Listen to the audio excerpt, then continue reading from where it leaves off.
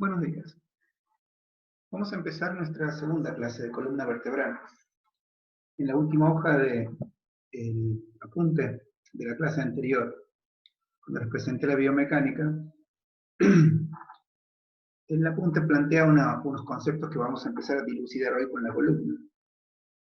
Lo primero que dice ese final de apunte es que a partir de este capítulo, dice, y por dos más, o sea, columna es uno, tren superior, tren inferior son nosotros dos, vamos a ver nuestro futuro alumno desde otro punto de vista, dice el alumno. Tenemos que analizar a nuestro alumno desde cómo produce los movimientos, desde qué potencialidad, qué posibilidad tiene este alumno, que aquí está esquematizado en un esqueleto, por una parte, y la otra, la masa muscular. Decía, cómo produce determinados movimientos este cuerpo humano. Y tenemos que hacer un estudio biomecánico los entrenadores, porque nosotros partimos del movimiento para construir ejercicios que nos van a servir como medios de desarrollo. Por eso lo primero que tenemos que aprender es cómo se produce el movimiento. ¿Qué articulaciones involucra ese movimiento? La columna, que es el tema que nos atañe, hoy nos vamos a meter en sus huesos, ligamentos, tendones, veremos sus músculos, parte de ellos, la clase 3 terminamos. Y cómo se elabora una buena postura en nuestro alumno es otro tema que la biomecánica trabaja. No olviden que la postura es una posición del cuerpo en el espacio. Por lo tanto, una cosa, lo veíamos, es la ergomotricidad, o sea, cómo usa nuestro alumno el cuerpo para vivir. Otra es la ludomotricidad, cómo lo usa para jugar, para moverse. Y otra es el entrenamiento deportivo, que es donde el cuerpo, en sus segmentos óseos, tiene que tener una postura correcta. Lo están viendo en técnicas de gimnasia, con la técnica de ejecución, pronto lo vamos a ver en entrenamiento. Y eso depende de la forma que toma el cuerpo humano y cómo la anatomía lo estudia y cómo la fisiología lo aplica. Cuando empezamos a estudiar el primer tema, se podría decir teórico, de biomecánica, que es la columna, lo primero que hicimos es lo que ustedes tienen en el pizarrón ahora actualmente, una de las cuales ya lo planteé, que es el concepto de postura de Medney, porque en el entrenamiento la columna es eje de postura, o sea que todos los movimientos parten de ella, eso es un eje, las extremidades se mueven en función a ella, o sea, brazos y piernas se mueven. Aquí en este esqueleto tanto frontal, ustedes se pueden dar cuenta cómo la columna, que la estoy marcando ahora aquí, como la columna es un eje para que luego se mueva el tren inferior y para que luego se mueva el tren superior. O sea que los huesos que unen a las distintas extremidades, por ejemplo el tren superior con la escápula y el tren inferior con este hueso que se llama coxal, están unidos aquí a la columna. Están unidas a la columna, aquí y aquí. Están unidos. Y esa unión no solo es ósea, sino que también es tendinosa, tendones, y muscular, o sea, con vientres de músculo. Cada persona, dice Medney, debe tomar el cuerpo que tiene y sacar el mejor provecho de él. Esto es lo que le da sentido al proceso de entrenamiento. O sea que no es lo mismo el cuerpo que requiere un jugador de fútbol, un jugador de básquet, que un alumno que le gusta el box training, que otro que le gusta el pilates. Como dice Medney, cada persona debe tomar el cuerpo que tiene, ese análisis del cuerpo que tiene, que tenemos que aprender a hacer los entrenadores. Los entrenadores tenemos que ser capaces de analizar a partir de movimientos y de observaciones empíricas la conformación anatómica del alumno. El alumno cuando vive, adapta su cuerpo. El nivel de movimiento del alumno o el deporte que hace es el nivel de adaptación que tiene su estructura ósea. Eso vamos a descubrir a través de movimiento y de ejercicio los entrenadores, y a partir de ahí tomaremos el cuerpo que nos trae y vamos a sacar el mejor provecho de él, ya sea que lo entrenemos por salud, por estética o por rendimiento. Es muy interesante el concepto que sigue, por eso lo extraje para ponerlo como repaso e introducción de la clase número 2. Porque dice, para cada individuo, la mejor posición es aquella en que los segmentos óseos están equilibrados en la posición de menor esfuerzo y máximo sostén. El concepto de máximo sostén viene del apunte de locomoción humana y movimiento. En realidad no viene de ahí, lo estudiamos allí nosotros, ¿no? Que tenía que ver con la capacidad de sostén que tiene una estructura. ¿Se acuerdan? Lo habíamos estudiado desde la ingeniería. Por eso es importante la posición del hueso Porque como los huesos son palancas, aquí están las palancas, esta es una extremidad superior y tiene una palanca, esto también cuando patean, hacen con esta palanca, cuando lanzan lo hacen con esta palanca. Y tienen que estar equilibrados en una posición de menor esfuerzo. Este es el concepto de palanca, ¿ven? El brazo de resistencia, el brazo de potencia y el fulcro. Por lo tanto, cuando uno estudia en biomecánica deportiva, cuando uno estudia el aparato locomotor, lo estudia para saber cuál es la posición de menor esfuerzo y máximo sostén. Porque eso es lo que tiene que lograr el alumno cuando construye ejercicios para que luego en el deporte o en la actividad física que realice, el cuerpo del alumno sea eficiente y efectivo. Por eso dice que es una cuestión de individual, Medney. O sea que no todos nos movemos y tenemos la misma potencialidad de movimiento, por lo tanto, las exigencias diversas que tiene nuestro organismo también tienen que ver con esa potencialidad de nuestro cuerpo que la hace el entrenador. No olviden que la definición de capacidad motora es una potencialidad, un potencial de logro que tiene. Ahora bien, ¿por qué lo hacemos? ¿Por qué entrenamos? Porque este cuerpo que ha nacido para moverse, cuando quiere realizar o actividad físicas o actividades deportivas, es usado de una manera para la que no nació. De ahí la necesidad de prepararse, bases científicas de la adaptación, ¿no? La adaptación es cuando un objeto o mecanismo tiene que modificar, adaptarse a las nuevas circunstancias. Es porque no nació para ello, no fue creado para ello. Por eso es que cuando las posturas, que son las anatómicas, se alejan demasiado de ciertos parámetros, que también lo tenemos que estudiar, pueden conducir al desarrollo, dice la punta, de diversas patologías. Nosotros vamos a empezar a trabajar sobre la anatomía funcional de la columna. No olviden que somos entrenadores, ni médicos, ni traumatólogos, ni kinesiólogos, ni osteópatas. Por lo tanto, nuestra función es tratar de aprender cada articulación para luego poder tomar el cuerpo del alumno que tengo, analizarlo, o sea, evaluarlo, y poder elaborar una postura de acuerdo a su vida primero, a su actividad deportiva o social después. Y tenemos que lograr entender cómo es el segmento óseo. ¿Ven? Los segmentos corporales son los segmentos óseos de cada articulación. Y eso es lo primero que vamos a ver en esta articulación que tenemos que trabajar. Vamos a cambiar de pizarrón, que es la columna vertebral. También se llama el eje óseo del tronco, le podemos llamar, porque tiene que ver con huesos. ¿Ven? Aquí tienen tres vistas de esa columna. Una vista anterior, que es ustedes de frente serían, están de frente. Esta es la vista de frente. Esta es la vista posterior, o sea, es mirar la espalda, sería, y esta es una vista lateral de la columna.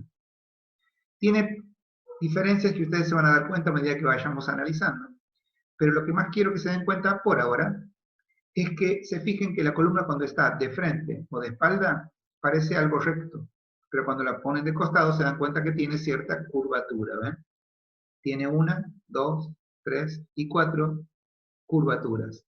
La columna que obviamente la vamos a estudiar convenientemente. Este eje óseo llamado columna consta de 33 vértebras. Y esta es la primera, o sea, el segmento óseo de la columna se llama vértebra. Y son 33 vértebras. Las primeras vértebras, ¿ven? Son las del color que creo que es violeta. Es medio daltónico el profesor. Creo que es violeta, pero este color que está aquí son 7 vértebras. 7 vértebras. Después tenemos las dorsales o torácicas, que son estas. Dorsales o torácicas. Usamos más el término dorsales en entrenamiento.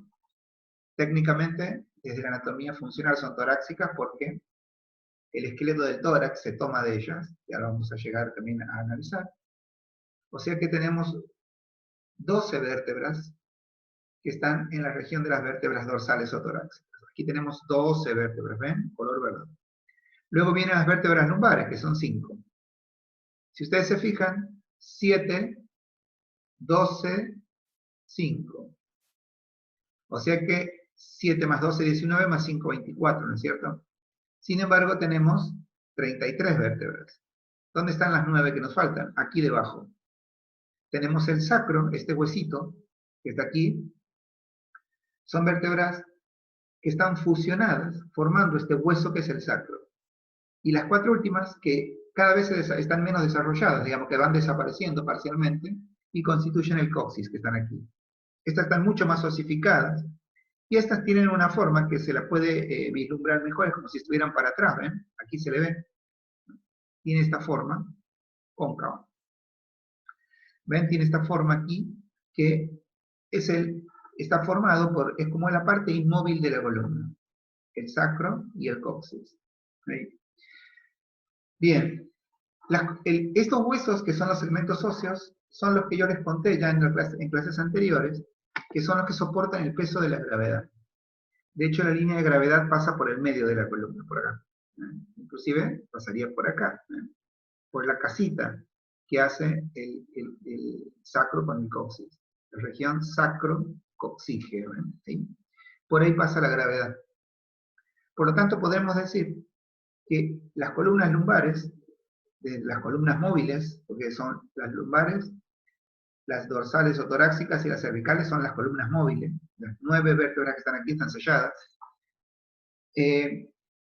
Esta columna tiene distintas formas, por eso lo determinan como un hueso irregular. Estas son más chiquitas, pero la primera, la más chiquita de todas, todavía si se fijan, la primera se llama atlas, la otra se llama axis, la segunda. Estoy hablando de las cervicales, las otras 5 se denominan con, todas las cervicales se denominan con una C. C1, C2, cuando uno dice C6 es porque es la cervical número 6. Las dorsales o las torácicas, en realidad técnicamente la van a ver más como D, como dorsal, D1, D2, D3, hasta D12. En este gráfico el autor utiliza la palabra torácica en vez de dorsal, entonces es la T. En los estudios médicos, kinesiológicos y traumatológicos la pueden ver de manera indistinta, con una D o con una T. Obviamente cervicales y lumbares son universales, por lo tanto la C y la L, ¿no? Aquí está la lumbar 1, la 2, la 3, la 4 y la 5. Y la S determina el sacro. No olviden que el sacro son 5 que están fusionadas, por lo tanto también tiene su C1. De hecho hay una patología muy común que se da entre la L5 y la SC1, que tiene que ver con falta de movilidad de la columna. Pero les decía, cada vértebra soporta el peso de todas las partes del cuerpo situadas por arriba de ella.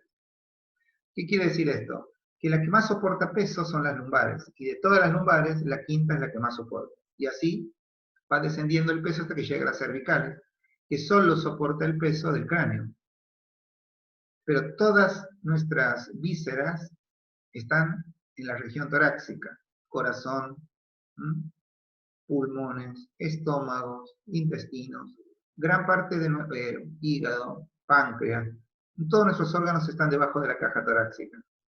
Por lo tanto, la mayor parte del peso la toleran todas las lumbares, incluido, sumado todo ello, o multiplicado en bipedestación por el peso de la gravedad, ¿no? Por eso es que las vértebras, todas ellas, reciben distintos estímulos, cumplen distintas funciones y tienen obviamente distinta adaptación. Esto es importante a la hora de trabajar luego en la producción de prepararla a la columna para que luego pueda hacer ejercicio. Bien, perfecto. Cada vértebra, vamos a las vértebras ahora, vamos a cambiar el pizarrón, nos vamos de la columna. Como gráfico, digamos, cada vértebra presenta varios puntos de interés. El cuerpo centro de la vértebra es la porción más grande y más importante que tiene. Vamos aquí a esta vértebra que le escribí a propósito para que lo podamos ver. Este es el cuerpo vertebral, ¿ven? Todas las vértebras son distintas, todas. Las cervicales son distintas a la torácica y la torácica a las lumbares.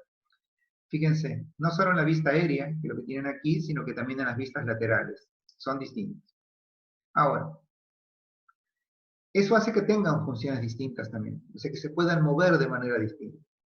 Esto es algo importante en anatomía, y mucho más en anatomía funcional, porque ya vamos a ver que no se mueven igual, porque tienen una anatomía distinta, por lo tanto tienen limitaciones distintas cuando se produce el movimiento. Pero todas tienen un cuerpo, ¿ven? Todas tienen un cuerpo, todas tienen un cuerpo. Lo que acabo de señalar es el cuerpo de la vértebra.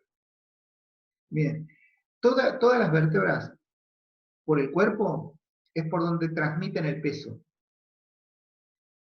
tienen pedículos también, que están aquí, en esta región. Estos pedículos, que son como láminas, ¿m? Que rodean el agujero vertebral, que es por donde pasa la médula espinal. Ahí está el agujero vertebral. Por ahí pasa la médula espinal, ¿ves? Por aquí, por los agujeros vertebrales. Otra característica anatómica de absolutamente todas las vértebras. Posteriormente, tenemos las apófisis. La apófisis transversa son las que están en los laterales. Apófisis transversa, apófisis transversa. Y esta es una apófisis espinosa. Es apófisis espinosas. Cada apófisis articular, dos arriba y dos abajo, determinan la articulación que tienen unas con otras. O sea, se articulan vértebras con vértebras. O sea que cuando uno traba una vértebra, la traba en una apófisis articular, ¿eh?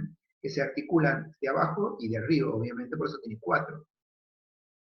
Después, se encuentran todas las vértebras, tenemos específicamente las dorsales, tienen 4 carillas articulares para la inserción de la costilla. Las carillas articulares, que son para que se articulen las costillas. ¿Bien? Pero solo la tienen las vértebras dorsales. O sea, las torácicas que están aquí y aquí. De ahí se toman las costillas. De aquí, ¿ven? Ya después lo vamos a ver en un gráfico que están de espalda. El esqueleto del tórax, que vendría a ser este es el esqueleto del tórax. El esqueleto del tórax que comprende el esternón y 12 costillas. Un par por cada vértebra torácica. Las 10 costillas superiores están unidas al esternón por medio de cartílagos costales. Aquí, ¿ven? Están los cartílagos costales. Aquí. Ahora bien, y 2 de ellas están libres. Las 10 costillas superiores son las que están unidas, y 2 costillas inferiores son las que no se insertan en las vértebras. Son las que solo se insertan en las vértebras. Disculpen, solo se insertan en las vértebras. No llegan a formar de manera completa lo que sería el esternón. No llegan al esternón. Bien.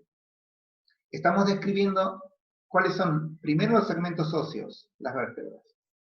La función de las vértebras en relación al esqueleto del tórax, con lo cual ya está involucrado el esternón, que está aquí. Este es el esternón. Es a donde llegan las costillas. Y ahora vamos a trabajar por lo que llamamos los discos intervertebrales. Las vértebras están separadas entre sí por unos discos de cartílago elástico, que son los discos intervertebrales. Aquí está. Este que está de azul dibujado aquí, es el disco intervertebral. Están bien adheridos a las vértebras y permiten el movimiento de la columna de un lado hacia otro. Tiene una masa central deformable, que es el núcleo pulposo, que está rodeado de un anillo fibroso. Este anillo es el que le da consistencia. Es el que permite que cuando una vértebra se apoya, se pueda mover hacia un lado o hacia otro. Eso permite el movimiento de la columna. Y el núcleo pulposo es el que se deforma, pero tiene una valla de contención, le podríamos llamar así, que es el anillo fibroso. El núcleo y el anillo forman ese disco intervertebral, que es la que permite que las vértebras se muevan entre sí, pero fundamentalmente que produzcan movimientos anteriores y laterales. Ella se deforma. Las fibras están orientadas oblicuamente y previenen, se podría decir, todo exceso de desplazamiento de las vértebras. Y permite un movimiento, y también muy importante, porque esto se enferma, no olviden, que es la amortiguación. O sea, este disco permite que las vértebras no se choquen óseamente, o sea, desde el punto de vista óseo, que no se choquen, sino que amortigua el movimiento. Ahora bien, cuando estudiamos el aparato locomotor, nosotros dijimos que huesos, ligamentos, tendones. El elemento de conjunción, o sea, las vértebras están unidas entre sí por ligamentos. No olviden que el ligamento era el cierre de seguridad, si ustedes se acuerdan. Ligamentos de la columna vertebral. Es muy importante porque, si bien son 33 vértebras, la columna vertebral forma 32 articulaciones. Porque, vamos de nuevo al pizarrón número 1. La unión de la C1 con la C2 es una articulación.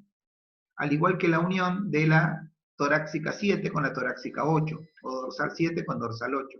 Ahí hay una articulación. Cuando los biomecanicistas analizan la columna, no la analizan como un todo, sino que la analizan por, en vez de, porque hay 9, aquí hay 9 huesos que no se articulan porque están unidos. Los otros 24 huesos se articulan.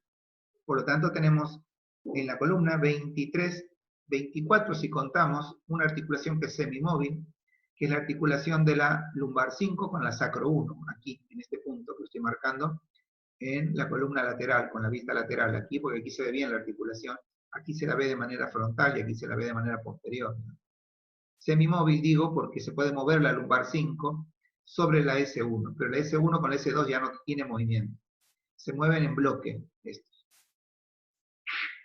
estas 9. Por lo tanto, volvamos, para nuestro análisis biomecánico, aquí tenemos 23 a 24 articulaciones. Y cada articulación tiene todos los elementos articulares. 2 segmentos óseos, en este caso sería la lumbar 4 con la 5, o la 5 con la S1. ¿Ven? Aquí tiene 2 segmentos articulares. Tiene ligamentos, hueso, tiene una separación entre ellos, que es el disco intervertebral. Y ahora vamos a ver sus ligamentos. La columna tiene 5 tipos de movimientos. Fíjense que esta estructura anatómica, que la tienen en el apunte tal cual, en el apunte, es una vértebra que está de costado. Esta es la parte anterior, sería, esta es una imagen lateral de la columna, ¿sí? Una vista lateral. Esta es la parte posterior, o sea, por donde están las apófisis espinosas, están aquí, estas dos.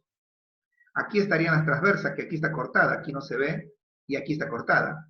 A propósito, ahí está el corte para que el gráfico sea más eficiente. Estos son cuerpos vertebrales. Esta es la parte posterior, digamos, anterior, disculpen, esta es la posterior, porque la apófisis. No olviden que lo que diferencia una parte anterior de posterior, o algo en mi pizarrón número 1, es la apófisis. Cuando ustedes ven la espalda, ahí está la apófisis espinosa, y de frente no se la ve. De frente no tiene, o sea que la vista anterior nunca van a ver, aquí están las vértebras con vista anterior, no se ve la apófisis espinosa, solo se ven las transversas. Aquí también, ¿verdad? Apófisis espinosa, apófisis transversa. Eso determina para aquel que nunca todavía ha estudiado, es obvio, ¿ven? Cuerpo lateral, cuerpo vertebral, disculpen, vista anterior, vista posterior. Vista posterior, vista anterior. Bien, y aquí también, vista anterior, vista posterior. También se llama vista ventral anterior, es hacia el vientre. Bien, ese es el gráfico. ¿Qué hizo el autor para que podamos ver los ligamentos? Le pasó una sierra a las vértebras, o sea que las cortó por la mitad. Al cortarlas por la mitad, usted tiene la mitad de una apófisis, la mitad de la apófisis espinosa y espinosa. Obviamente, aquí tenemos cortada la transversa, aquí hay una transversa, pero aquí no hay ninguna porque se salió en el corte. O sea, estamos viendo un corte por el medio de la vista lateral de la columna. Aquí, en cambio, tenemos una vista posterior de la columna, ¿ven? Aquí no tenemos apófisis espinosa, por lo tanto la vista es posterior. En la vista posterior, como ya vimos, solo se ven las apófisis transversas, pero no se ven las apófisis espinosas. Aquí se ve el disco en acción, ¿ven? Porque aquí hay una flexión, se está haciendo una pequeña flexión en el pizarrón del lado izquierdo, sería aquí. Por lo tanto, aquí hay una pequeña extensión para que se pueda hacer. Y aquí hay un disco deformado, ¿ven? El disco se deformó para que esta flecha, que es la presión, soporte la presión de la gravedad más el cuerpo, que está haciendo esta anatomía que está aquí graficada, ¿no? Bien, perfecto. Entonces, vamos a estudiar los ligamentos desde este punto de vista.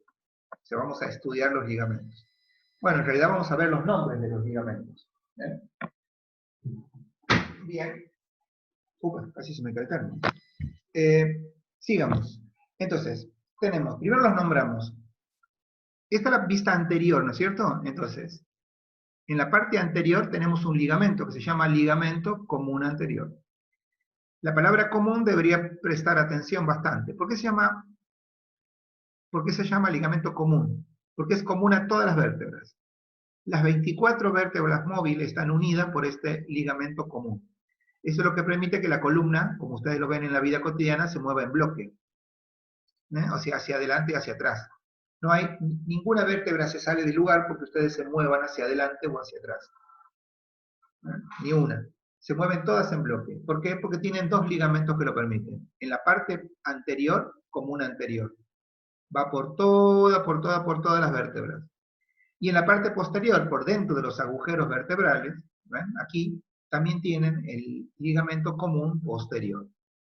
Estos ligamentos permiten que la columna tenga movimientos de flexión, o sea, de irse hacia adelante e irse hacia atrás, sin que los huesos se salgan. Son el cierre de seguridad de los huesos comunes anteriores y posteriores.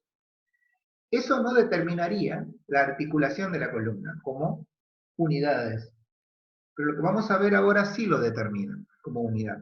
Fíjense, entre vértebra y vértebra ahora van a tener ligamentos amarillos. Entre vértebra y vértebra. Los ligamentos amarillos están entre las apófisis espinosas. No olviden que estas eran mitades de apófisis espinosa, esta es completa. Aquí hay un amarillo, aquí hay otro amarillo, ¿lo ven? Ahí donde está marcado, el número 3, dice ligamento amarillo. Aquí hay otro amarillo.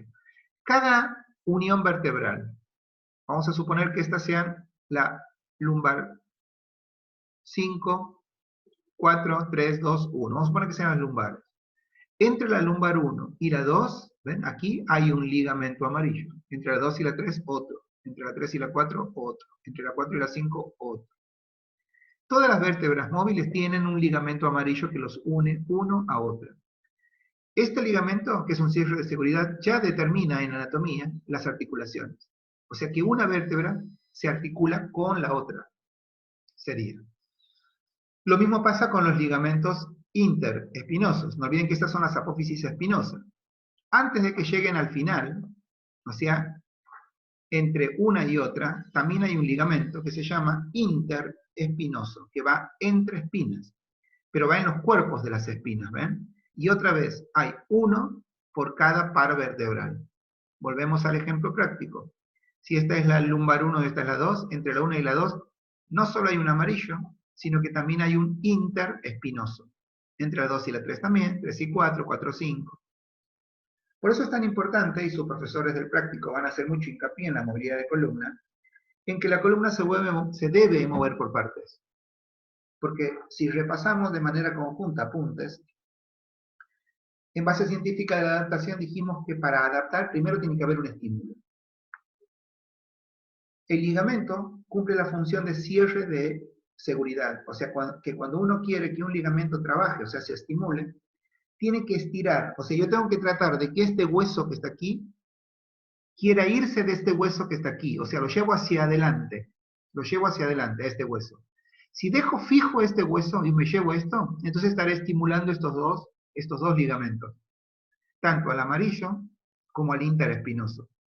¿Por qué? Porque ellos trabajan de ser cierres de seguridad. Cuando el entrenador, a partir de un movimiento creado, que se va a llamar ejercicio, trata de que este hueso esté fijo y este se mueva, si lo puede hacer, entonces estará estirando, estará estimulando al ligamento amarillo, está estimulando al cierre de seguridad, porque ustedes están tratando de que los huesos se separen, y la función del ligamento es ser un cierre de seguridad, de que ellos no se separen.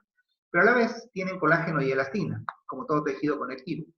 El estiramiento estimula a la elastina, o sea que la cataboliza, para que después se anabolice y después ese ligamento sea más flexible y que ese alumno tenga una columna mucho más sólida, más fuerte, y que después pueda entrenar la fuerza.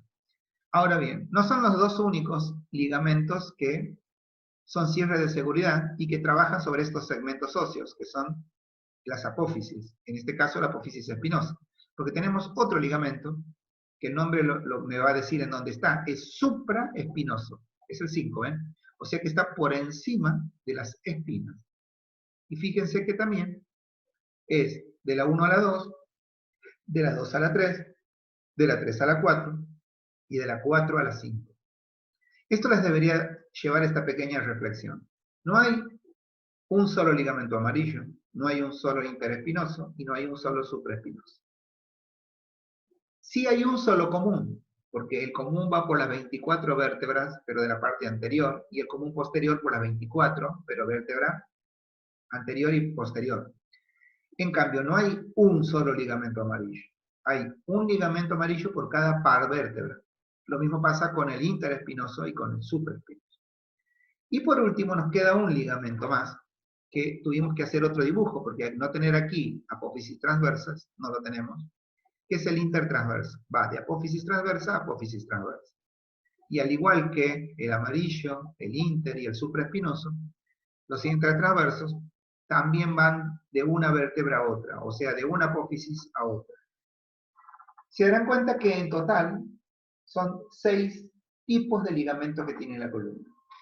Por eso todo entrenador preparado, formado, sabe que tiene que mover la columna, no solamente para estimular cada articulación. El movimiento es el medio con el que se estimula la articulación de cada uno de los segmentos óseos.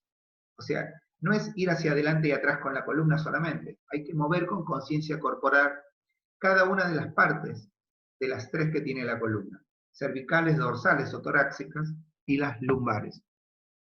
Y también la unión, por eso usamos las piernas muchas veces cuando queremos trabajar la columna, la unión que hay entre el tren inferior y la columna, y obviamente también el tren superior y la columna.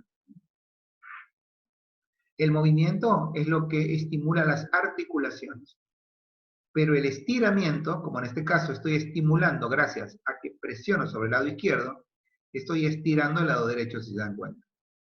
¿Ven? El mismo ejemplo que les di aquí.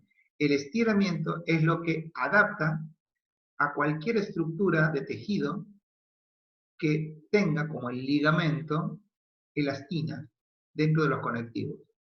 Para mantenerlo sano, el estímulo es el movimiento y el estiramiento como segunda instancia. Bien, les decía antes, ¿cómo estimulamos a las articulaciones? A través del movimiento.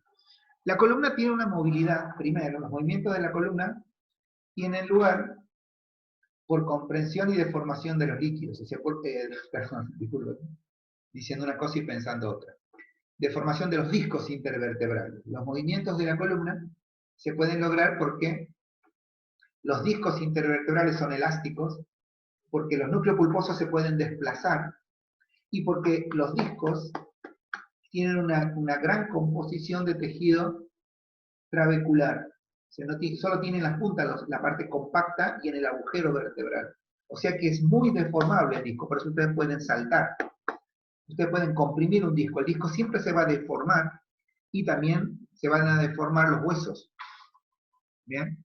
Y también hay un deslizamiento de las apófisis articulares de unas con otras. Hablamos de las apófisis transversas y de las apófisis espinosas.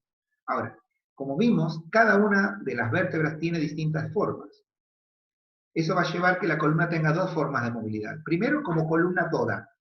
O sea, la columna son 24 vértebras móviles que se articulan en el tren superior y el inferior y que ella misma puede hacer flexión, extensión e hiperextensión. ¿Bien? Entonces, ustedes tienen, este chavo que está parado, cuando se va para el frente, es una flexión. Cuando de la posición de flexión vuelve a la posición anatómica, es una extensión, y cuando se va para atrás, es una hiperextensión. Requiere de mucha, pero mucha conciencia corporal hacer este movimiento. ¿Por qué? Porque si ustedes ven un esqueleto en cualquier lugar, van a ver que esta región, que es la región de la pelvis, que es la región donde la columna se une con la cadera, con el tren inferior, aquí, tiene que estar fijo cuando se mueve la columna. La mayoría tiende a llevar el tronco hacia adelante y la cola hacia atrás. Con lo cual ya el movimiento de columna se ve limitado porque también se está haciendo un movimiento de columna. Desde el punto de vista, perdón, de cadera, desde el punto de vista óseo, está facilitando que el tronco vaya hacia adelante. Lo vamos a ver más en los prácticos, pero es muy importante corregir al alumno esta postura para que lo que realmente trabaje es la flexión. Porque en la flexión de tronco es cuando yo llevo hacia adelante a las cervicales, a las dorsales y a las lumbares. Si esto se va para atrás, la columna ahora se empieza a mover como un bloque. Y como ya dijimos, la columna no debe ser movida como un bloque, vuelvo a mi pizarrón anterior, porque tiene al menos 24 articulaciones. O sea que no son todas las mismas. No es lo mismo mover a las cervicales que mover a las dorsales o torácicas o a las lumbares. Y cada una de ellas tiene sus movimientos. Cuando la movemos toda, tenemos que hacer un movimiento uniendo cada una de los movimientos individuales de las vértebras. Y esto es lo que logramos, flexión, extensión e hiperextensión.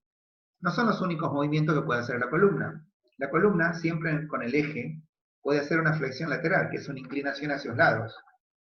Por eso también se la designa como la flexión lateral derecha, flexión lateral izquierda. Hay que tener exactamente el mismo cuidado. La flexión lateral es más libre en las regiones cervicales y lumbares, vamos a ir a cada uno, les va a decir el apunte, pero después de las flexiones vienen las rotaciones, o sea, rotar sobre el eje.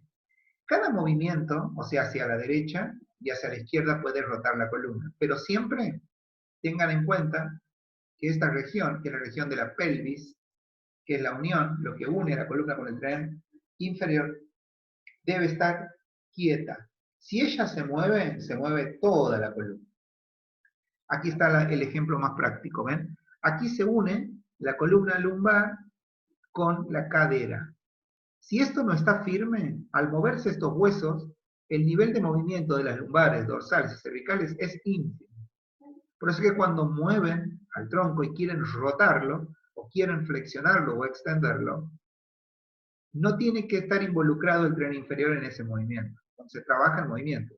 Insisto en este concepto que ustedes necesitan que las lumbares, que las dorsales, trabajen vértebra por vértebra para que se dé cada movimiento. Por eso los entrenadores también analizamos la movilidad de cada región. Obviamente, si se fijan nada más las funciones que pueden cumplir cada una, la más móvil de todos es la cervical. Le sigue la lumbar y obviamente la dorsal, ya vamos a ver por qué, pero se lo pueden imaginar, las costillas, son las que menos movilidad tienen, ¿no? Es una cuestión lógica. Por eso decimos que los movimientos intervertebrales siempre están limitados por dos cosas. Primero, por el estiramiento que tengan los ligamentos. El ligamento se entrena con estiramientos. Y si ustedes se acuerdan o ponen su cabecita en cuando iban a clase o cuando van a clase, muy pocos hacen estiramientos de columna. Muy pocos entrenadores tienen la conciencia de hacer estiramientos de columna. Y el principal limitante de que una columna se mueva es justamente su cierre de seguridad.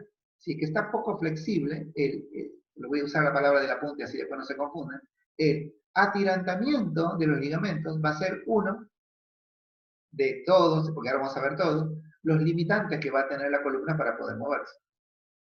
Después tenemos anatomía también. La orientación de las carillas en las apófisis articulares también determinan el nivel de movimiento. Y aquí viene otra que es muy importante, la superposición de las apófisis espinosas.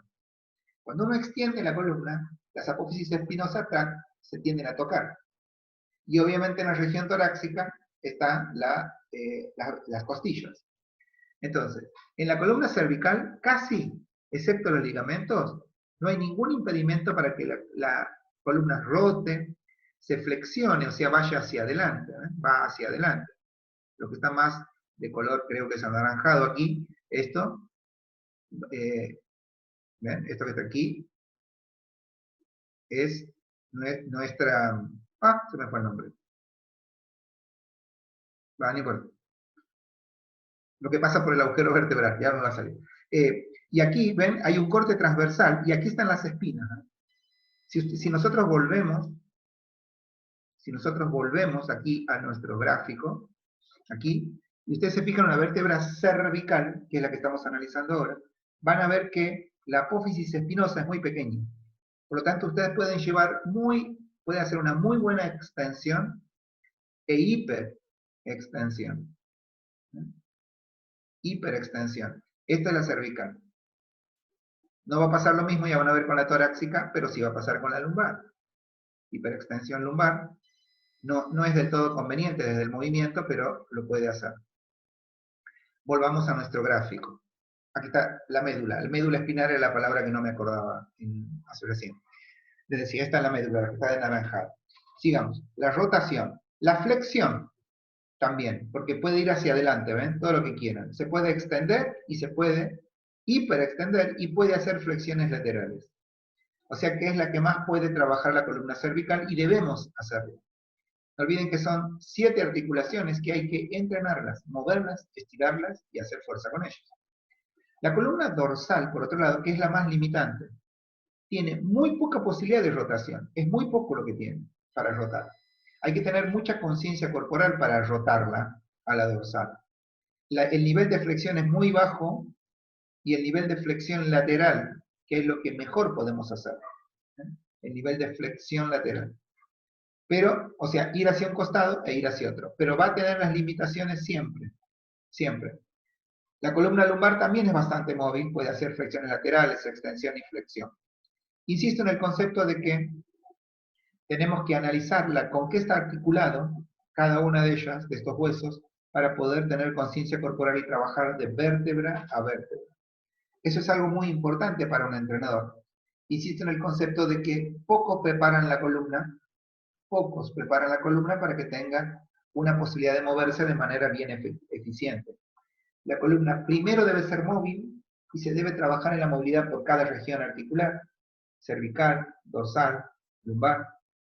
Luego tiene que poder estirarse el máximo nivel de extensión al que él trabaje, porque eso, después de haber trabajado la articulación, va a trabajar sobre el ligamento. Y por último, tiene que ser fuerte la columna. Obviamente que cada región de la columna puede generar mayor tensión. Cada movimiento de la columna está hecho por un músculo. Por lo tanto, el movimiento de columna puede ser, primero, general, que normalmente son movimientos de flexo, extensión, mezclar todos los movimientos o hacer un movimiento de circunducción, que es un movimiento general de la columna. También tiene movimientos específicos, que son los que acaban de estudiar, la flexión, la extensión, la hiperextensión y las flexiones laterales y la rotación. Pero después tiene ejercicios. Los ejercicios ya trabajan sobre la unión del hueso con el músculo. El ejercicio ya necesita de un músculo específico. No es un músculo global, general, poliarticular, un grupo de músculos, que es cuando yo muevo mi columna, como cuando muevo cualquier segmento del cuerpo.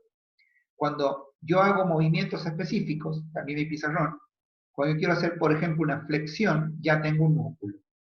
En este caso, el músculo que hace, fíjense, este cuadro va a ser muy común en sus apuntes de biomecánica, no solo en columna, en toda la biomecánica. Bien, vamos a poner un pequeño dibujo del músculo para que ustedes lo puedan regionalizar dentro del esqueleto. Vamos a poner el origen del músculo, la inserción y la acción. Esta es la segunda vez que vemos este concepto de que los músculos anatómicamente tienen un origen, que anatómicamente tienen una inserción, o sea, el lugar en donde se inserta el músculo, y que eso determina la movilidad en anatomía del músculo. No en entrenamiento, porque en entrenamiento yo puedo colocar los segmentos óseos como más me convengan al ejercicio que quiero hacer. Pero el cuerpo humano siempre se lo analiza en la posición que tuvieron en los pizarrones anteriores. El cuerpo humano siempre se analiza, ya voy a llegar, en esta posición, siempre. Esta es la anatomía del cuerpo. Inclusive si se fijan, en la anatomía la palma de la mano está hacia afuera, siendo que en la vida cotidiana está rotada hacia adentro. Pero aquí, en la palma de la mano. Esta es nuestra anatomía. Así ha nacido nuestro cuerpo para que el cuerpo, la musculatura y los huesos estén en posición inicial.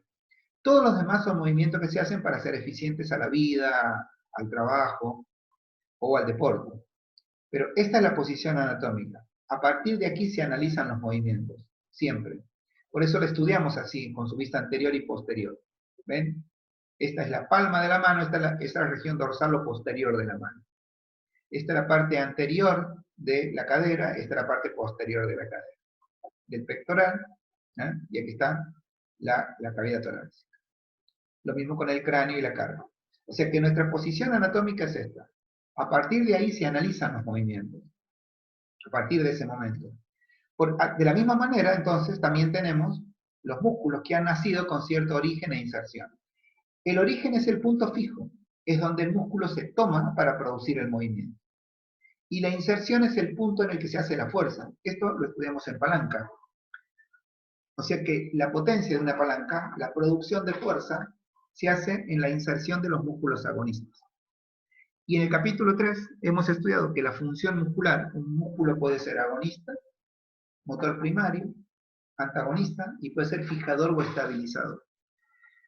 Cuando uno quiere contraer un músculo para entrenarlo, o para usarlo, siempre que esté en esa posición que les marqué, va a tener un origen y una inserción. Y va a ser el origen el que va a fijar la postura, y va a ser la inserción la que se va a mover. Por ejemplo, este es el abdominal. ¿Por qué cuando nos vamos hacia adelante producimos una flexión? Aquí está el gráfico, ¿ven? Cuando nos vamos adelante producimos una flexión. Ahí. ¿Por qué se produce la flexión? Porque su músculo agonista, que ahora estamos estudiando, que es el recto abdominal, que es el que cumple la acción de ser el motor primario de la flexión de columna.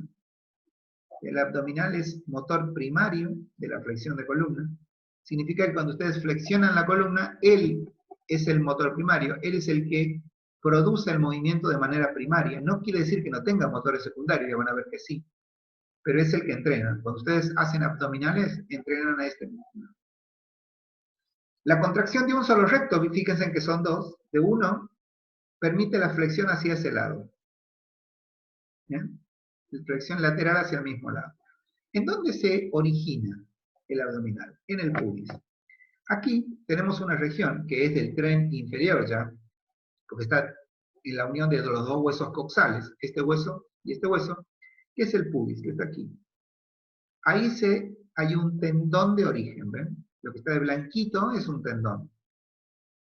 En la anatomía normalmente los tendones se dibujan de blanco o de blanco amarillento, y también esto que se llaman aponeurosis, que son unos tejidos de tejido conectivo muy colagénicos, a partir del cual forman divisiones entre los vientres de músculos. Son aponeurosis. No es la única aponeurosis que tiene. Aquí, entre la base del esternón, que está aquí, esto que es la apófisis del esternón, hasta el pubis, tenemos también un tejido conectivo que se llama línea alba. La línea alba es un tejido muy sólido de donde se agarra también el músculo, y es una estructura anatómica sólida. Esto es lo que cuando una mujer se embaraza se le ve morado en la panza, porque estira la aponeurosis, estira la línea alba se llama. La línea alba también es un lugar de origen y de soporte de la masa muscular, sobre todo en esto que es la masa abdominal. Entonces, aquí tenemos tres regiones anatómicas. Una es el origen, el pubis, aquí abajo, ahí se origina, de ahí se toma. Por eso es que si ustedes dejan fijo esto, que es el origen del músculo, y tiran el tronco hacia adelante, vamos a verlo, en su gráfico aquí, si dejan fijo y tiran hacia adelante, entonces estarán tirando. Aquí está el origen. Y en la base del esternón, en la apófisis, está la inserción. Por lo tanto, tiran y el músculo los tira hacia abajo. Así deben, tal cual lo estoy haciendo yo, si estaría parado lo haría con mi cuerpo en la clase, para que ustedes se fijen cómo se produce el movimiento de flexión del tronco. Porque un músculo que se llama recto abdominal, lo que hace el recto abdominal es motor primario de la flexión de tronco o de la flexión de columna.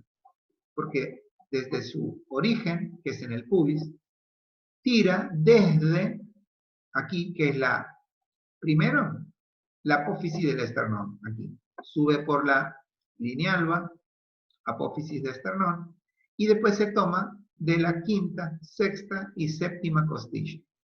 No olviden que para contar las costillas, vamos a volver a nuestro gráfico.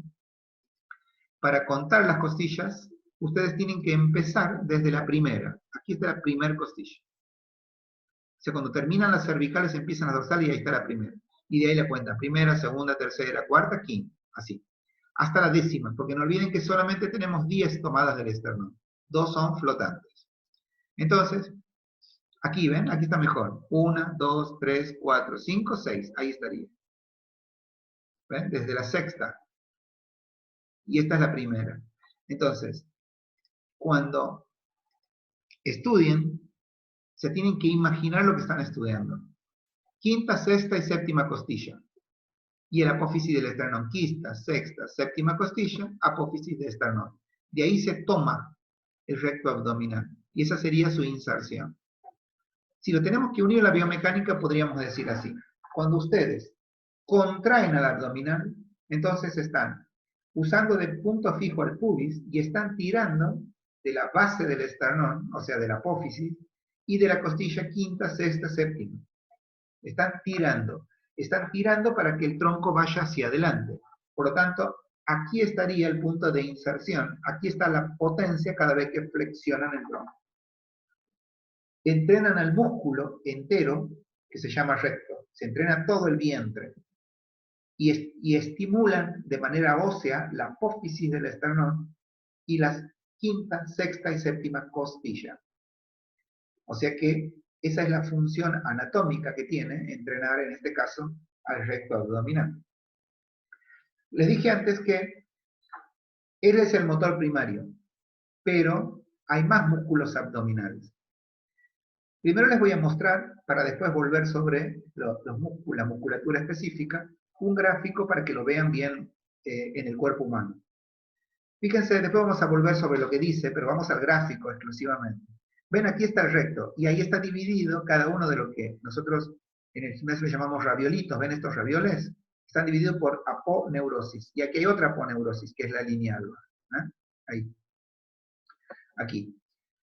Esto es lo que quería mostrarles. Fíjense que el abdominal es un músculo que está por afuera, ¿ven? Es el que se ve, de hecho ustedes lo ven. En anatomía decimos que es un músculo superficial. Y tiene músculos profundos. Por ejemplo, aquí están el oblicuo, por ejemplo, aquí tienen un oblicuo interno. Y también tienen músculos que están por debajo. Por ejemplo, el número 2 que ustedes tienen aquí, el 2, que son oblicuos. Este es el oblicuo mayor y el 3 es el oblicuo menor.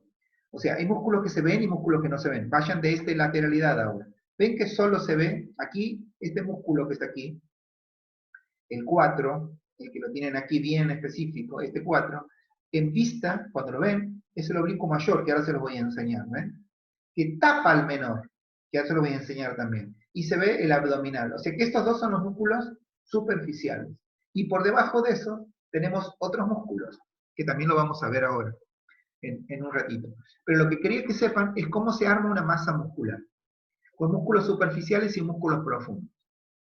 Porque yo después les voy a enseñar que son los músculos profundos los que mantienen la postura, la famosa postura de Medney. O sea, porque mantiene a los segmentos óseos equilibrados y en su posición de mejor sostén, porque es el hueso el que hace eso, es el hueso la estructura, y con su flexibilidad mantienen bien a sus ligamentos, que son los ligamentos que sirven de cierre de seguridad, es lo que mantiene una postura en el deporte o en cualquier actividad cotidiana. O sea, cuando a uno se le cae una estructura, por ejemplo, cuando uno está sentado estudiando y el tronco se va para adelante, más allá de que debilita el abdominal, el primer movimiento de cesión, o sea, de ceder, lo cumple el ligamento, porque es el más débil.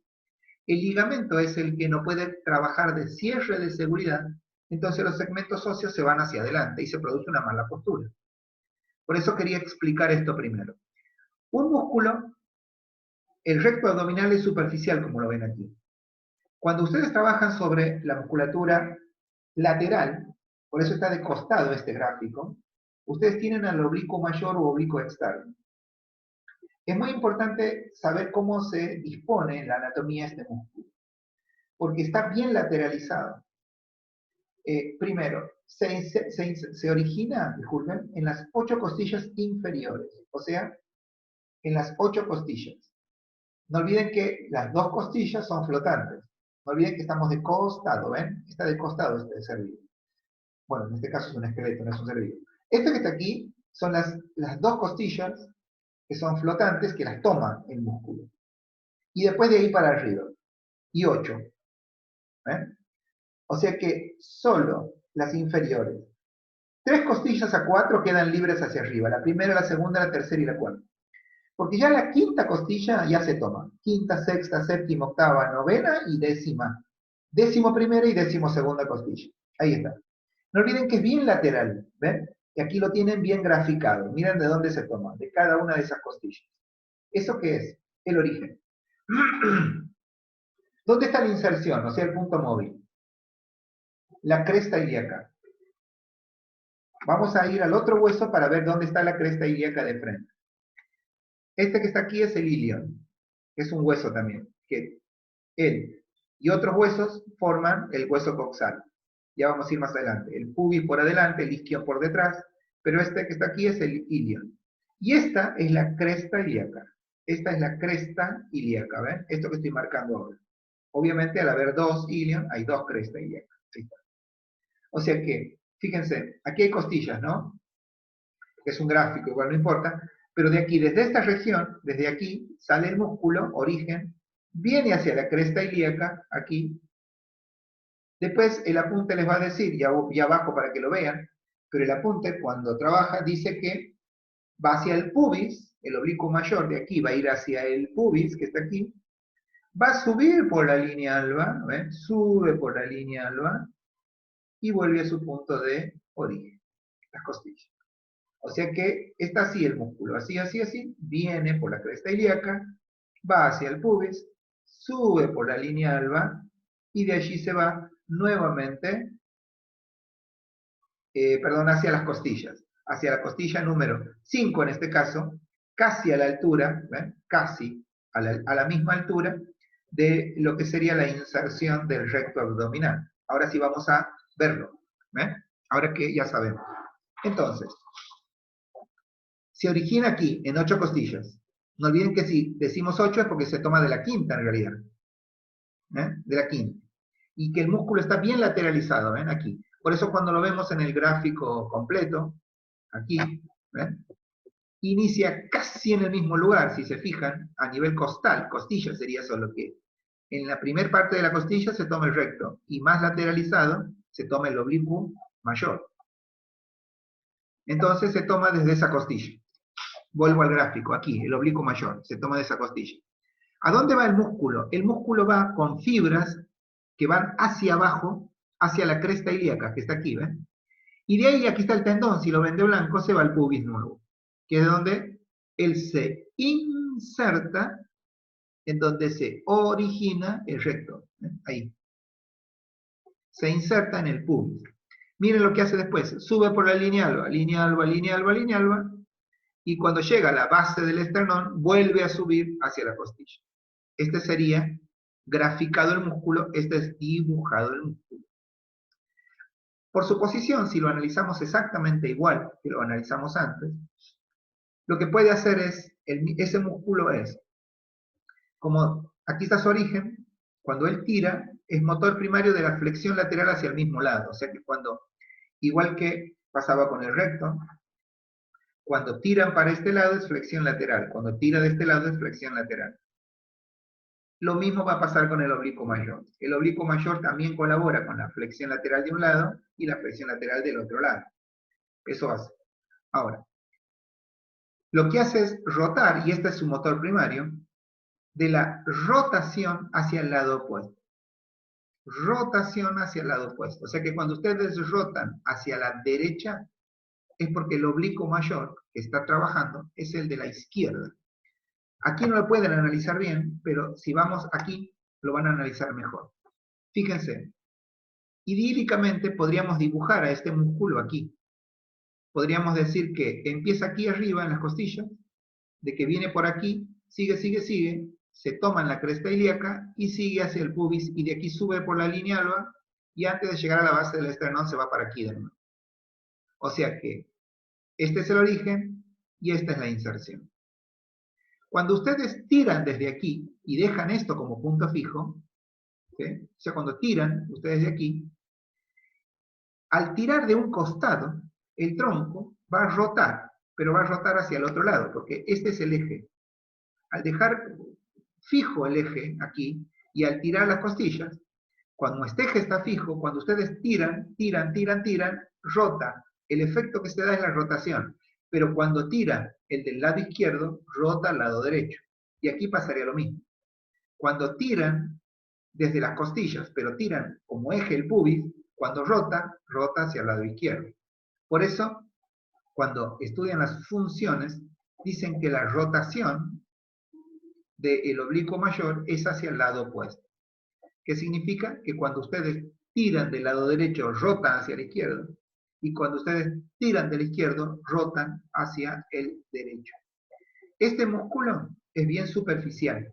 Se ve el oblicuo menor, o interno, que es este, es un músculo más chiquito y está más adentro, o sea que está tapado por el mayor.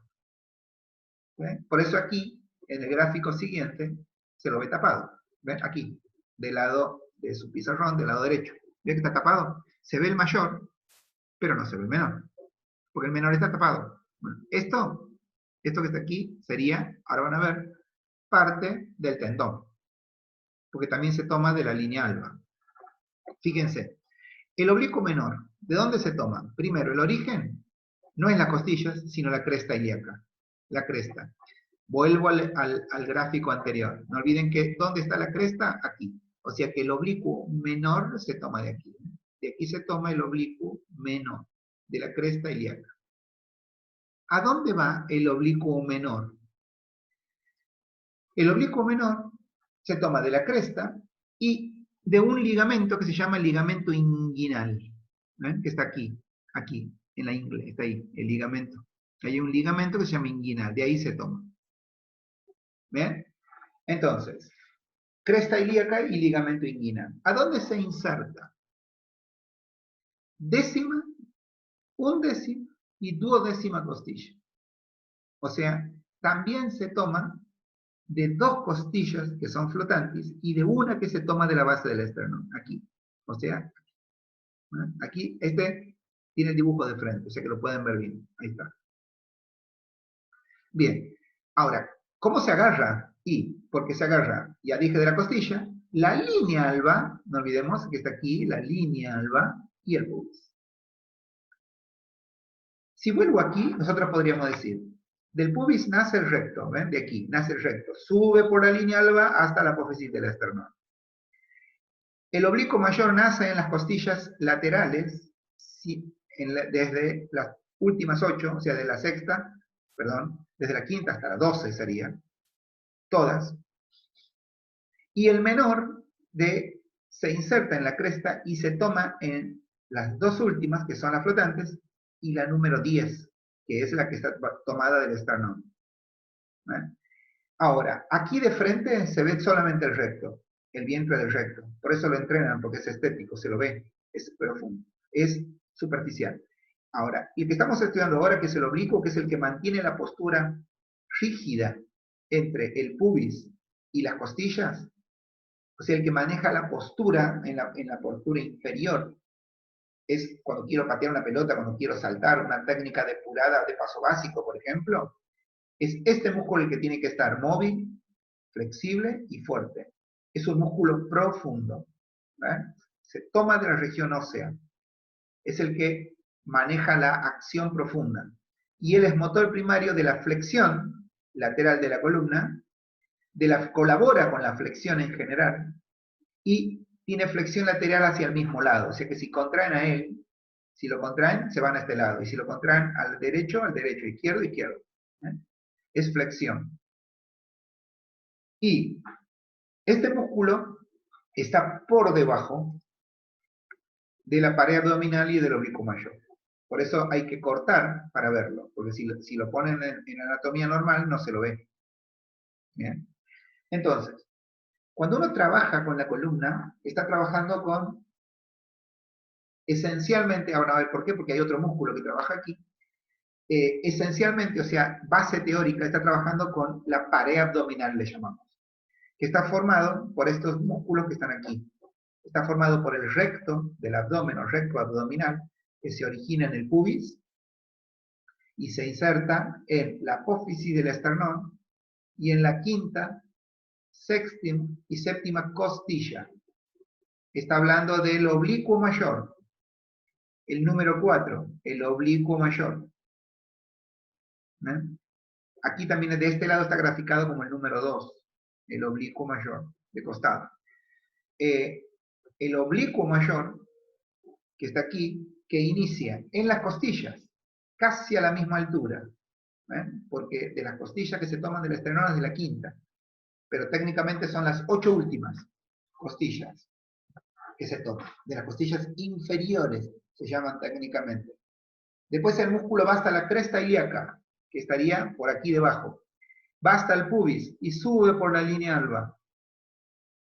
Su tendón está por debajo, ven aquí está el blanquito, su tendón está por debajo del vientre del abdominal y se va hacia las costillas donde ya está el vientre. Aquí está más gráficamente. Aquí está el vientre ya. ¿Bien? Perfecto. Y después tenemos al oblicuo menor. El oblicuo menor o interno se llama a propósito, porque es un músculo profundo, que se toma de la cresta ahora, eso sí, aquí cresta, por eso se ve solamente esta partecita del vientre, aquí, esta es la cresta, aquí abajo de la mano de esta foto sería ya, va por el ligamento inguinal, se inserta, ese es el origen, pero después se inserta en el pubis, sube por la línea alba, y se va a la décima costilla, undécima y duodécima costilla. Por eso es que su gráfico es este, el que está aquí. ¿Ven? Aquí está. Y sube por la línea alba y luego se mete hacia esta costilla, que son las 3 últimas series. Costilla. Todos, por eso se llaman pared abdominal, todos juntos pueden hacer la flexión del tronco. El apunte en un punto dice cuando actúan al propio tiempo. O sea que cuando todos ellos actúan juntos, aquí, cuando todos ellos actúan juntos, entonces producen la flexión del tronco. Cuando actúan juntos, todos. Se llama el propio tiempo. Cuando lo hacen de manera homolateral, o sea que los 3 son músculos que están divididos en 2 por la línea alba, una parte derecha y una parte izquierda. Cuando lo hacen de manera homolateral, todos colaboran con la flexión lateral. Solo que el motor primario de la flexión lateral es el oblicuo menor o oblicuo interno. Así como todos colaboran con la flexión del tronco, pero el motor primario es el recto.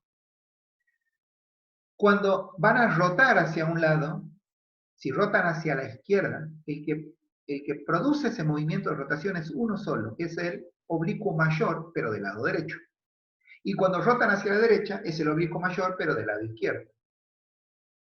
Ahora, cuando ustedes rotaron, para rotar necesitan que del lado que está rotando, un poco se flexione la columna. Y esa flexión lateral la hacen las dos porciones de esa lateralidad, tanto del recto como de los oblicuos. En este caso, el oblicuo menor. Bien. Por eso, en este gráfico sí dice función muscular. El recto y los 2 oblicuos del abdomen actúan juntos en todos los movimientos de flexión vigorosa del tronco. Aquí está escrito lo que les digo. Como por ejemplo cuando están sentados y se paran.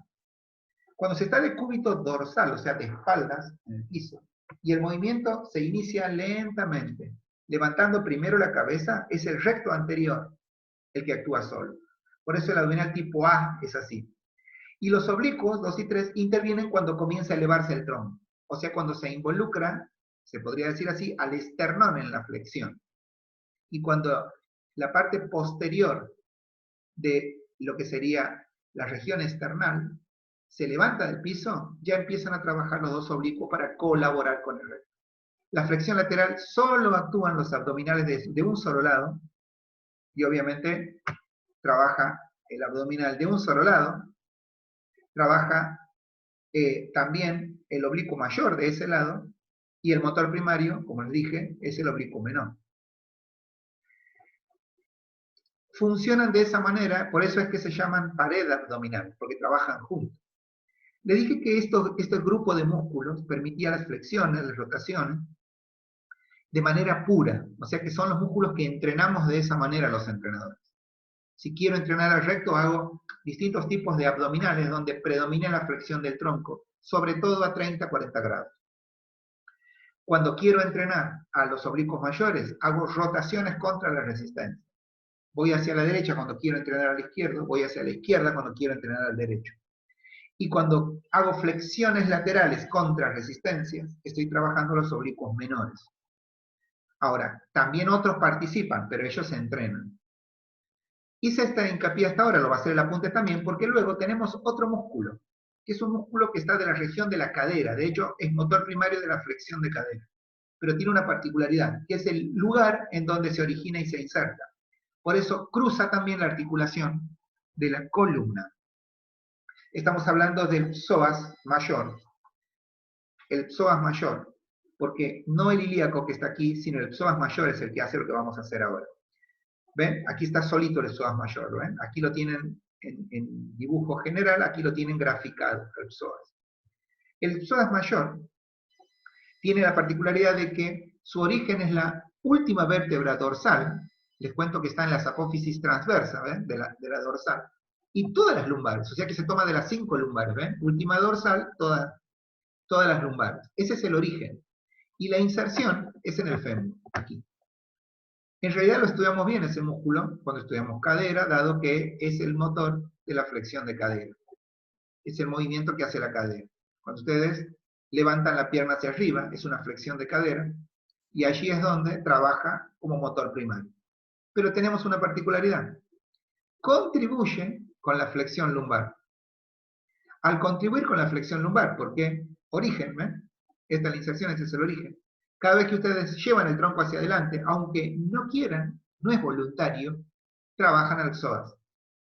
Porque se contrae. Para que los lumbares puedan ir hacia adelante y flexionarse, el psoas se contrae.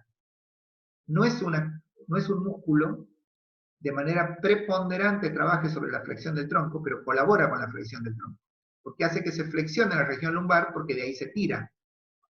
¿Ven? Y también tiene la posibilidad de hiperextender la columna lumbar, que es un movimiento que hay que cuidar muchísimo, la hiperextensión lumbar. Hay que preparar a la columna para que la haga. Y eso es lo que produce lo que técnicamente se llama la paradoja del psoas. Se llama paradoja porque implica que hace dos movimientos que supuestamente son contrapuestos. Hay una parte de la biomecánica humana que habla de músculos flexores y de músculos extensores. ¿Por qué puede hablar de esa generalidad? Porque rara vez un músculo flexor trabaja de extensor. Bueno, ese es el caso del psoas. El psoas tiene una paradoja, y es que, así como puede ser flexor, colaborar con la flexión de toda la columna, incluida la lumbar, a la vez puede hiperextender la columna lumbar. ¿Ven la paradoja? Contribuye con la flexión, pero también la puede hiperextender a la columna. Flexión, hiperextensión. Ahí está la paradoja. Puede hacer dos acciones muy locas él solo. Lo puede hacer solito su alma. Entonces, eso es lo que va a determinar lo que conocemos como la paradoja del psoas. Ahora voy a volver sobre ese gráfico. ¿Ven? Que se da aquí. Aquí está graficada la paradoja del psoas. ¿Y cómo podemos hacer los entrenadores? Este músculo que está aquí vendría a ser el psoas. Y este que está graficado arriba es el abdominal. ¿Cuál? El recto, pero está dibujado solamente de una lateralidad. En su pizarrón estaría de la parte izquierda, sería, ¿ven? Aquí. O sea que pubis, línea alba, apófisis del esternón, quinta costilla. Sexta y séptima, ¿ven? Aquí está. Y ese sería un recto. Porque les quiero determinar dos cosas. Primero, si estaría bueno que yo pueda dar vuelta a este chango. Si lo pudiera dar vuelta. Se puede. Aquí está. Miren, lo voy a dar vuelta. ¿Ven? Lo doy vuelta, lo doy vuelta. Lo que quiero es que él quede como si estuviera acostado. Bueno, no quedó muy bien. Como si estuviera acostado. ¿Ven?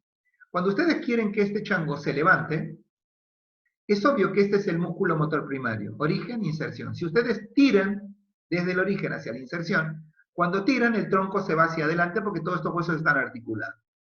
El tronco se va adelante. Lo podemos ver en un gráfico más práctico todavía. ¿Ven? Aquí. Aquí está. Es como si fuera el esqueleto de esta chica, lo que vieron antes. Aquí está el origen y aquí está la inserción del psoas. ¿Ven? Aquí tienen un psoas estirado cuando la posición es prácticamente de reposo. Y aquí está cortado, que es cuando se llevaron la cadera hacia adelante. Aquí está relajado y en reposo el psoas y está cortado. Pero, ¿en dónde está el abdominal del ser vivo? Aquí. Aquí se toma desde el pubis y va hacia la base del esternón. En esta posición. Bueno, así puse yo a este esqueleto, ¿ven? De esa posición. Lo están mirando de arriba ustedes ahora. Cuando ustedes tiran el tronco hacia adelante, es obvio que esta inserción, que esta porción muscular trabaja, por lo tanto colabora con la flexión. Pero al estar insertado en las lumbares, ¿ven? Está insertado en las 5 lumbares, cuando él tira, puede producir un efecto no deseado por nosotros, que sería que haga una curvita aquí, que sería la hiperextensión lumbar. El psoas ilíaco es flexor primario de cadera. Eso ya lo sabemos, ¿no? Este movimiento que está haciendo la pierna de subir es flexionar la cadera, y lo hace el psoas. ¿Eh? De hecho, ahí están las 2 subidas, no sé qué lo hizo el psoas.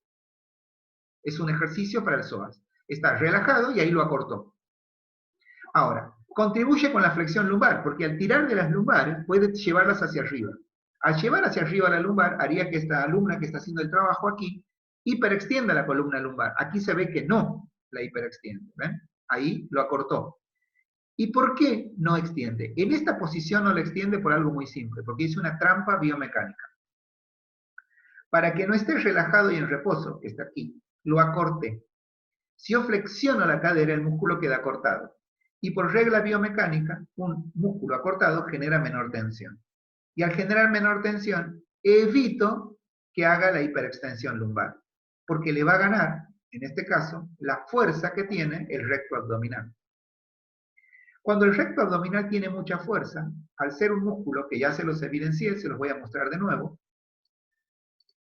es el músculo que está por arriba, ¿eh? Es superficial. Si este músculo es muy fuerte, la columna nunca se va a hiperextender, porque la pared abdominal va a evitar la hiperextensión lumbar. O sea que la fuerza de la pared abdominal colabora con que no se cumpla la paradoja del psoas y que no haya un trabajo negativo para la columna lumbar. Porque si la columna se hiperextiende, podemos tener problemas de pinzamientos de columna, podemos tener problemas con los discos y podemos tener problemas con los ligamentos y con los tendones de esa región. O sea, la hiperextensión lumbar con un abdominal débil es malo. Y ahí está la paradoja, porque normalmente cuando el abdominal es débil es cuando más se produce la hiperextensión lumbar. ¿Por qué? Porque el psoas tira de las 5 vértebras y las levanta hacia arriba. O sea, hace que haya una panza, una pancita en el movimiento. Voy a volver al esqueleto del alumno. Ya voy a ir sobre ese dibujo. ¿Ven? Aquí. Si es que este músculo de abajo actúa sin que la pared abdominal, sobre todo la del recto abdominal, sea fuerte, la columna se hiperextiende. ¿En qué momento? Cuando el alumno tira hacia arriba. En este momento, si esta pared abdominal fuera débil, se nota que de esta deportista es desarrollada, entonces se cumpliría la paradoja del psoas. Pero no se cumple cuando hago abdominales porque flexiono la cadera. Acorto al psoas. Ahí el psoas está estirado, aquí, tac, tac, y aquí el psoas está acortado. ¿Ven? Impido la hiperextensión lumbar. No dejo que haga la paradoja del psoas. Esta inversión de la función, que es que sea de la misma región, flexor de la columna lumbar e hiperextensor de la misma región, es la que crea la paradoja. Y ocurre normalmente cuando el cuerpo está en esta posición de cúbito dorsal. Insisto, cuando veamos cadera lo vamos a ver, este ejercicio es válido en 2 situaciones. Primero, la primera de todos, la fuerza del abdominal. O sea que el alumno tenga tan fuerte el recto abdominal que no le va a permitir hacer la paradoja, o sea, una hiperextensión lumbar al psoas. Aquí cuando sea motor primario. En cambio aquí, en el abdominal, con alumnos más desentrenados, el hecho de flexionar la cadera, flexiono la cadera, impido, al acortar al psoas, impido que genere mayor tensión, y es el abdominal el que va a generar la tensión, y aunque esté un poco debilitado, el abdominal, no se va a producir la hiperextensión lumbar. Por lo tanto, la paradoja del psoas. Hemos trabajado sobre conceptos biomecánicos que tienen que ver con la pared abdominal. Aquí la pared abdominal está sacada del cuerpo humano, es una muy buena imagen lograda por los biomecanicistas para que la entendamos. El recto abdominal, que es este músculo que está aquí dividido y que está dividido por aponeurosis, como se darán cuenta, el recto, es el músculo que está de manera más visible en el cuerpo humano, por eso lo entrenan tanto porque es estéticamente el más visible. El oblicuo mayor, que está aquí, este oblicuo mayor, si ustedes se fijan, cuando se tapa todo lo que es la musculatura se ve lateralizada, pero a los tendones lo tapa el recto. Lo mismo pasa con el oblicuo menor, que está por debajo del mayor, solo que el menor casi no se lo ve, porque cuando él se pone arriba no se lo ve. Y este es el famoso transverso del abdomen, y ustedes dirán, ¿por qué no lo estudiamos o no lo analizamos? Porque es una faja que se entrena solo cuando ustedes se entrenan los demás. Con ciertos movimientos muy específicos, bueno, las artes marciales, alguna técnica como yoga, pilates, lo trabajan. No es que lo trabajen, nosotros también lo trabajamos. Ustedes, cada vez que hacen cualquier tipo de abdominales, ya sea flexiones, extensiones, hiperextensiones, cuando trabajan flexiones laterales y rotaciones, trabajan todos los abdominales, solo que cuando eligen uno, dicen cuál es el motor primario, cuál es el que van a entrenar ese día. Ahora, este gráfico es perfecto para que ustedes se fijen cómo están puestos en el cuerpo humano. Cuando todo se apoya en este cuerpo, es cuando ustedes ven este gráfico que les mostré al principio. ¿Ven? Están todos apoyados aquí. Y no olviden nunca que cuando entrenan a esta región del cuerpo humano, cuando tengan que trabajar sobre el entrenamiento de la columna vertebral, estoy pasando los pizarrones hasta llegar al primero, cuando ustedes trabajen esta región que es la columna, van a trabajar los músculos flexores, que son los que les enseñé hoy. La próxima clase lo vamos a dar vuelta al ser vivo y vamos a trabajar sobre los extensores que están en la espalda. Pero siempre que trabajen, sepa que están trabajando sobre el eje de la postura. Siempre, siempre sepan que cada vez que ustedes trabajan la columna, están trabajando sobre el eje sobre el que se van a producir los movimientos luego. O sea, ustedes están trabajando sobre el eje en donde luego van a trabajar las extremidades. Por eso, Tudor Bompa, que es el que nos va a enseñar planificación de la fuerza a toda la escuela, ya sea a los instructores o a los entrenadores deportivos, nos va a decir que la fuerza se empieza a entrenar por el centro del cuerpo. Ahora bien, ¿quieren preparar al aparato locomotor para que sea muy eficiente entrenando la fuerza? Primero se mueve, y en el caso de la columna se mueve primero por región, se entra en calor en general, pero después se mueve por región, lumbar, dorsal, cervical, se trabaja por región, luego se estira por región, es muy importante porque la articulación de la columna es vértebra con vértebra, y luego recién se hacen los ejercicios para fortalecer a los músculos que producen los movimientos. La flexión, que es llevar el tronco hacia adelante, lo hace de manera primaria, por lo tanto se entrena al recto abdominal.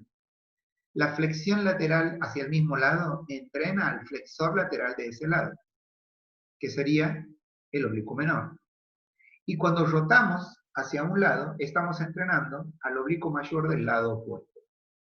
Así se entrena y así se desarrolla la fuerza.